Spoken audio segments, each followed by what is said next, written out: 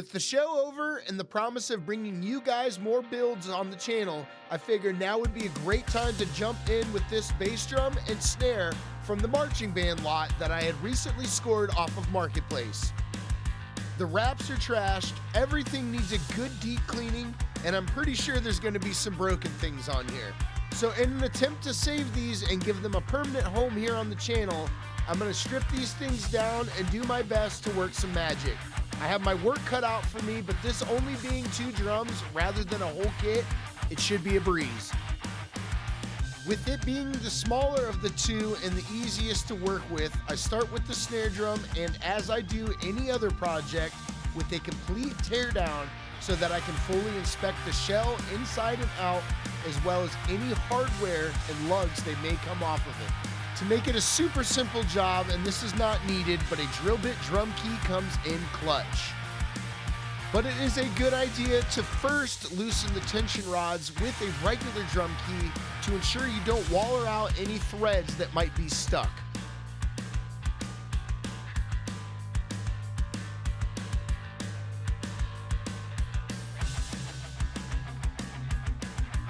And to make it quick and easy and not have to strip out any of the Phillips heads on the snare strainer stuff, I just go ahead and cut the strings off with the razor blade.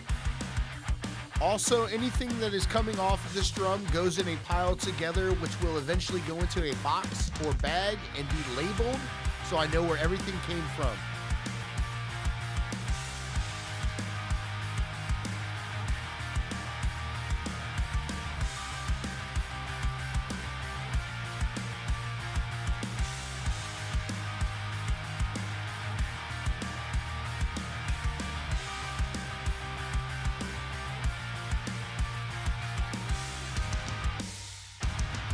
And we have a bent snare hoop on the bottom, no big deal, an easy fix if you really need to, but I have extras, so I don't even really care at this point.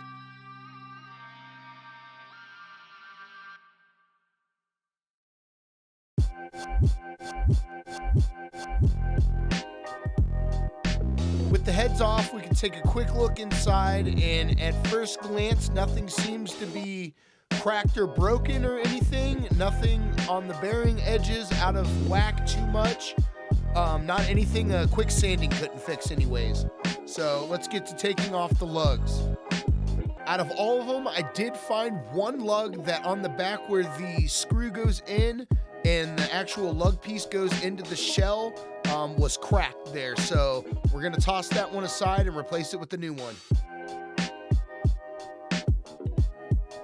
With the butt plate for the snare being the last thing to come off, after I remove that, we can dig into this wrap.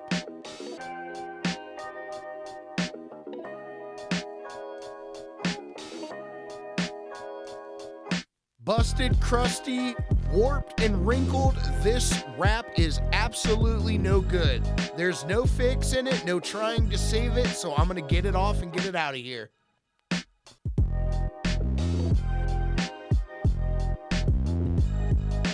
After removing the lugs and finding the seam, these wraps practically fell off.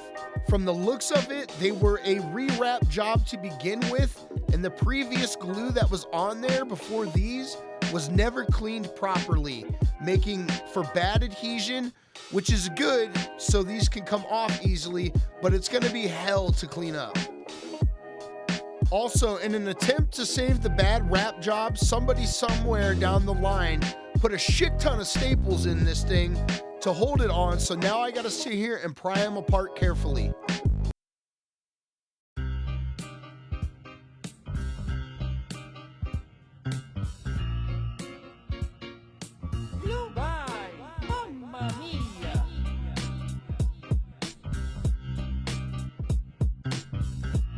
And not that it was a Herculean task or anything, but I just wanted to take the time and do this to make sure that when I go to the next step, which is going to be sanding these down, there aren't any broken pieces of stapling left over that are going to rip through my sandpaper or possibly my hand.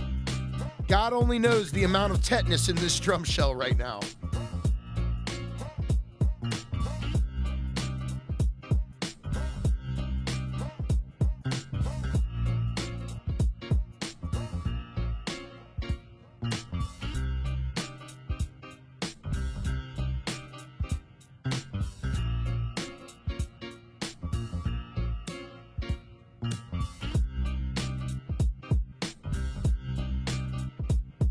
With the staples out, I can get a full inspection of the shell, and there are a couple of good dingers in it, as well as delamination parts, I guess you would say, from where the previous wrap was ripped off and it pulled a little bit of the wood with it.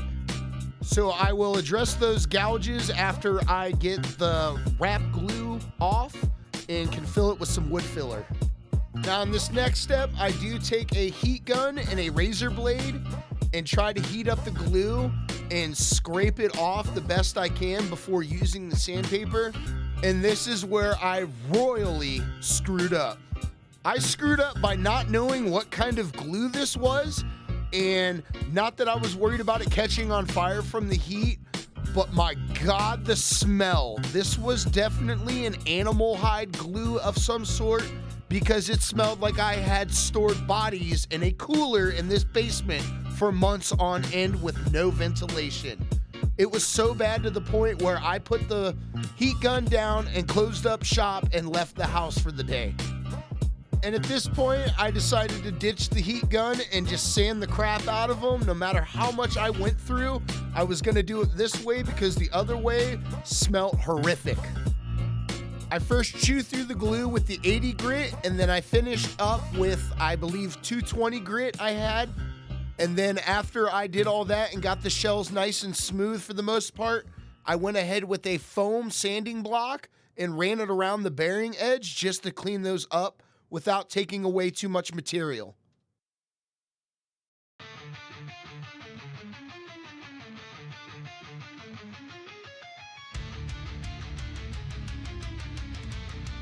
Up next in the process is getting this 24x10 bass drum ready for sanding as well.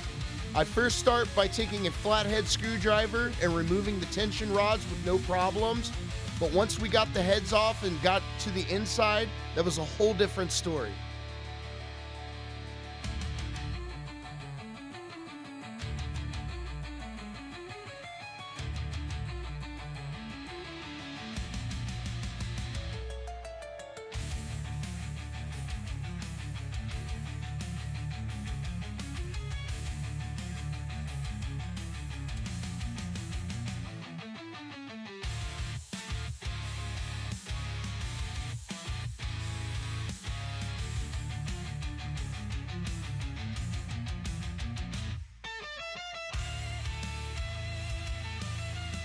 Each of the 8 lugs that were on this thing were held on with 2 of the tiniest stripped out Phillips head screws that I've seen in my life.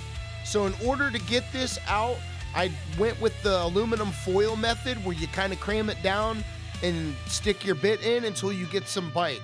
For the most part, this worked. I did have to finagle a couple out that took a minute, but it is what it is. And most definitely, before I put anything back together, I will be running to the hardware store and grabbing Allen head conversions for everything.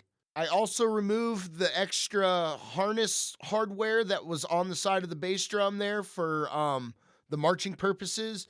Those are just 2 extra holes that I'm gonna have to fill. And with that out of the way, I can go ahead and get the wrap off of this thing, and surprise, surprise, there's tacks and nails holding it in instead of staples. After removing all of those and dropping a few that I'll step on later, I go ahead and fill the holes with a little mixture of wood glue and super fine sawdust after backing the holes with the tape and letting it dry for a while before sanding.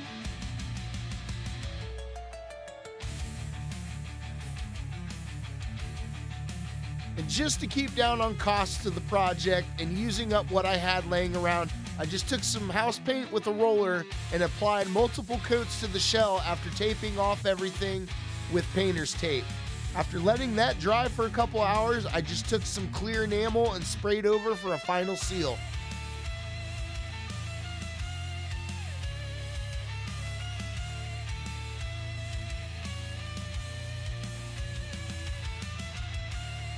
Giving the shells a full 24 hours to dry, I figured it was time to tackle the lugs. My simple process of just soaking everything in a little bit of Evaporust and scrubbing it off with some steel wool.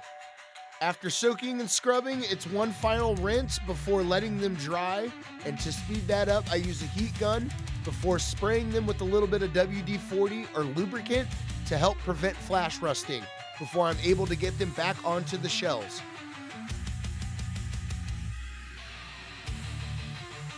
And to warp your time frame a little bit, everything you've watched so far has been filmed over the weekend, but now it is Monday, which means the main supply house for the nuts and bolts to the industrial factories around here was open, and I was able to get all that I needed for this project for less than $6. So after a quick trip there, it was back home for the reassembly process with a little bit of added flair.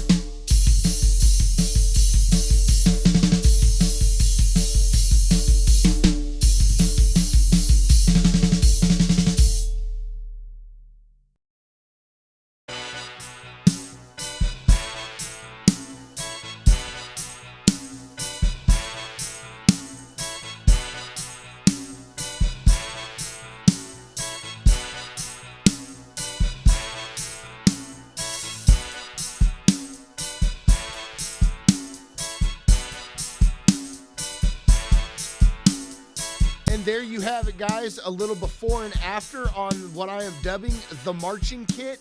This was a super fun, quick, and easy project. I encourage you to find some and build one for a weekend project for yourselves. There will be more builds like this and more on this here kit in the future.